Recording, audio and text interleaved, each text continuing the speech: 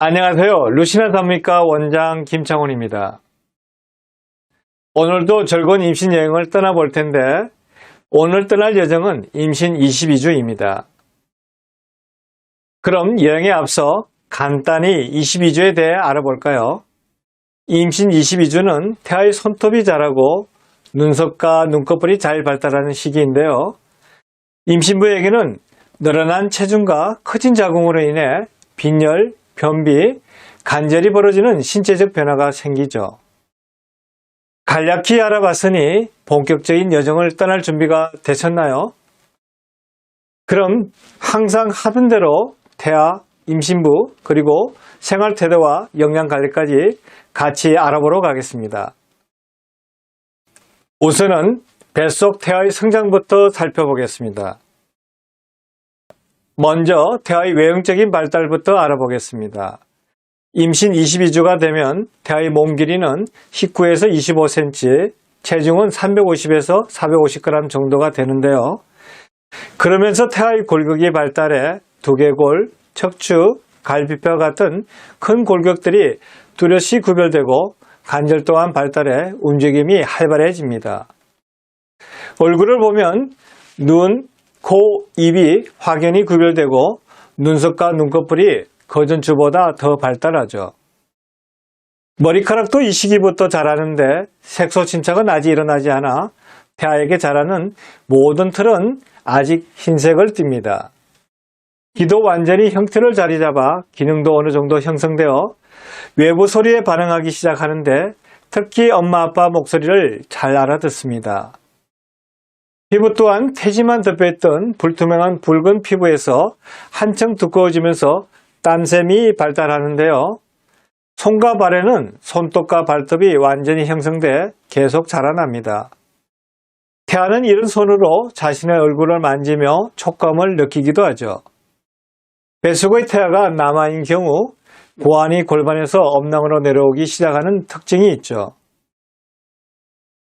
그럼 태아에게 나타나는 외형적인 변화에 대해 알아봤으니 내부적인 변화를 살펴보겠습니다.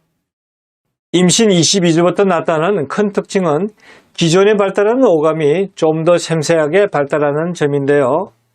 그 예로 어둡고 밝은 것을 구별하고 손을 이용해 촉감을 느낀다는 점이죠. 그전까지는 매끈하기만 했던 뇌가 울퉁불퉁해지면서 뇌세포도 더욱 분화되는데요. 그래서 이때부터는 태아는 신경세포들에 관한 정보 처리 능력이 상당히 높아집니다. 소화기관에 대한 순환 시스템도 체계를 이루는데 양수를 먹은 태아가 오줌을 누기도 하고 종종 쌓인 찌꺼기는 대장의 대변으로 쌓아두게 되는데요. 이렇게 대장에 쌓인 찌꺼기는 태아가 태어난 후 태변으로 배설하게 되죠. 가끔 양수를 잘못 삼키는 경우가 있는데 이럴 때 행경막이 자극을 받아 딱꼭질을 하기도 합니다. 태아에 대해 알아봤는데 어떠셨나요? 점차 사람의 모습을 갖춰가는 태아가 기특하지 않나요? 그럼 이제 임신부의 몸에 일어나는 변화에 대해 5가지 정도만 살펴보겠습니다. 첫 번째로 혈정량의 증가로 빈혈 증상이 생깁니다. 임신 20주 이후가 되면 혈정량이 크게 증가해 피가 묽어지게 되는데요. 이로 인해 임신 중 생리적 빈혈이 일어나게 됩니다.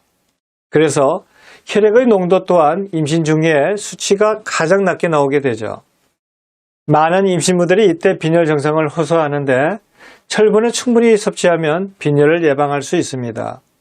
철분은 음식 포함 영양제로 필요한 양을 섭취하는 것이 중요합니다.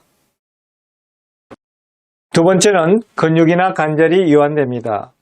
갑자기 늘어난 체중과 커진 자궁으로 인해 몸의 중심이 이동하고 몸매도 바뀌는데요. 이는 지극히 자연스러운 현상입니다. 이것 외에도 임신으로 인한 닐렉신이라는 호르몬 분비로 인해 손가락, 발가락 등 여러 관절이 늘씬해지는데요. 몸의 중심이 바뀌는 데다 이처럼 관절이 늘씬해져 넘어지기가 쉽습니다. 잘못 넘어지면 유산의 위험이나 임신부와 태아 둘 다 다칠 수 있으니 넘어지지 않도록 해야죠. 그래서 몸이 조이지 않는 편안한 옷을 입고 신발도 굽이 낮은 편한 신발을 신는 것이 중요합니다. 세 번째는 임신부의 간이 태아의 빌루루빈의 분해 작용을 도와줍니다. 빌루루빈은 적혈구 내의 헤모글로빈이 수명이 다 되어 분해되어 나오는 대사물인데요. 임신 중에는 이러한 빌루루빈이 태아의 혈액에서 모체의 태반으로 흘러들어가게 되죠. 이렇게 흘러들어간 빌루루빈은 모체의 간으로 가서 태아의 빌루루빈의 분해 작용을 도와주게 됩니다. 태아는 아직까지 간 기능이 미숙하기 때문에 모체의 힘을 빌어 빌루루빈을 처리하는 거죠. 만약 조선을 하게 되면 미숙하는 간 기능이 미숙한 상태로 태어나 빌루루빈 분해 능력이 떨어져 항달이 심해집니다. 네 번째, 배나 다리, 가슴 등 피부에 가려움증이 나타납니다. 임신 중 나타나는 가려움증은 여러 가지 원인으로 나타날 수 있는데요. 가장 근본적인 원인은 태아의 혈액과 수분이 태아의 성장을 촉진하는 데 쓰느라 정작 본인이 몸에 필요한 수분이나 혈액 공급이 부족해지는 것이 주 원인이라 할 수 있습니다. 가려움증이 심한 경우는 임신 소양증으로 분류되기도 하는데요. 보통은 배에서 시작해 팔다리, 엉덩이 등 가슴으로 퍼집니다. 호르몬 변화 때문도 있지만 그 밖에는 스트레스 또한 원인으로 꼽히죠. 가려움증이 있을 때 그나마 열을 가라앉히는 아이스팩이나 찬 수건을 대주는 행동을 하는 것이 도움이 됩니다. 이 밖에도 피부에 수분을 보충해 줄 수 있는 수분 크림이나 알로에 젤 같은 것을 발라주는 것도 도움이 되죠. 임신부의 몸의 변화에 대해 알아봤으니 그럼 22주에 해야 할 건강관리와 생활수칙에 대해 6가지 정도 알려드리겠습니다. 첫 번째, 비만이 되지 않도록 주의합니다. 임신 중기 이후에는 태아가 본격적인 성장을 하는 시기라 많은 영양분이 필요한데요. 임신부의 몸은 칼로리를 저장하는 성향이 심해져 쉽게 비만이 되죠. 따라서 같은 음식을 먹더라도 칼로리나 영양 밸런스에 주의를 해서 섭취하면 도움이 됩니다. 둘째, 임신 중 수분을 충분히 섭취합니다. 임신 중에는 신진대사율은 평소보다 20% 오르게 됩니다. 신진대사율이 증가하면 열이 잘 오르게 되는데요. 그렇다고 옷을 얇게 입으면 오히려 면역력은 떨어진 상태라 감기에 잘 걸릴 수 있죠. 설사 또한 커진 배로 인해 소화불량 증상과 다른 소화기관이 압박을 느껴 발생할 수 있는데요. 감기와 설사 모두 수분 섭취만으로 면역력이 올라가니 이 같은 증세가 있다면 하루에 최소 6잔에서 8잔의 물을 마시도록 합니다. 세 번째, 임산부 교실이나 요가, 체조 교실 등에 참여합니다. 임산부 교실이나 임산부 요가, 체조 교실을 통해 출산과 육아에 대한 정보를 알게 되면 막연한 불안감이 사라지고 자신감이 붙게 됩니다. 또 비슷한 상황의 같은 임신부들끼리 정보나 고민을 나눌 수 있어 남편과 못했던 소통을 할 수도 있죠. 이렇게 되면 심리적으로도 안정감을 느껴 도움이 되는데요. 요즘 같은 코로나 시기에는 오프라인보다 온라인으로 모임이 많이 개최되니 보건소, 큰 병원 외에도 커뮤니티나 각 지역 구청에서 진행하는 프로그램이 있는지 알아보는 것도 도움이 될 것입니다. 네 번째, 편사를 관리합니다. 임신 중기가 넘어가면 편사를 막는 건 불가능합니다. 다만 배가 불러오는 시기부터 꾸준한 관리를 한다면 출산 후에도 남는 턴살 흔적을 조금은 완화시킬 수 있죠. 임신 중 할 수 있는 턴살 관리에는 마사지와 턴살 그림이 있는데 턴살 그림은 각자의 기호에 맞게 선택해서 바르면 됩니다. 다섯 번째, 정밀 초음파 및 대하심장 에코 검사를 실시합니다. 일반 초음파로 확인할 수 있는 것은 태아의 발육 상태, 태반의 위치, 양수양 등입니다. 임신 20주에서 22주 사이에 태아의 구조적 기형 여부와 심장 기형을 확인하는 정밀 초음파 검사를 하게 됩니다. 정밀 초음파 검사상 심장에 이상 소견이 있거나 이상 소견이 의심될 때에는 태아 심장 에코 검사를 하게 되죠.